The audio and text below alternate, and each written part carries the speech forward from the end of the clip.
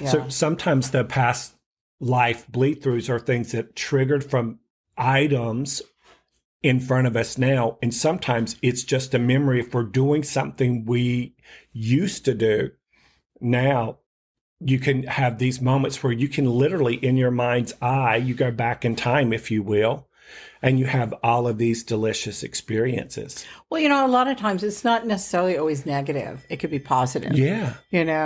And like that's where you have all these prodigies, these quite brilliant children, or, like my mother, interesting, her whole family, on her side of the family, they're very musically talented.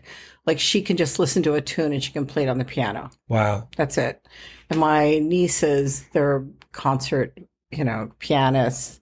My uncle is a concert violinist. I mean, it's like something there, whatever. But they've achieved success in previous lifetimes. They've practiced and practiced and practiced. So they bring the memory of that here. But in regards to the bleed through, I want to talk about is like from dreams. Yeah. Quite often you have it. I had one significant one when I was in high school, interesting enough. I dreamed that I was at the crossing of the Red Sea. And I was standing on the other side, and I was like a watcher because I was in a cloak, a dark cloak, and you couldn't see my face, but I was with other watchers. And we're on this side, and I can see the pillar of fire, and I could smell the smoke, and I can feel the heat. And I could see on this side, I could see the Israelites crossing through the land after they had parted the Red Sea, and I could see it on this side. And it was really very intense, and I'm going like, whoa. But I was there to witness this event. Yeah. And that was what my past life was.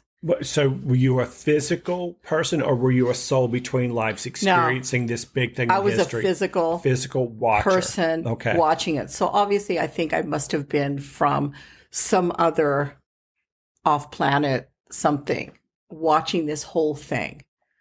By the way, just sidebar to back up some of what you're saying. Yeah. They found it's somewhere between 30 and 300 books of the Bible that have never been seen by our eyes for over 150 years. Oh, yeah. Guess where they found them? Where? Under the Vatican in Rome. Of course, because of the Council of Nicaea. I think they canceled out all certain books. They took it out for people not to read. Why? But why? Well, they want to control the masses. Bam! That's what it was about. Yep. And so you were a part of history where there was a group of people moving away from that level of control.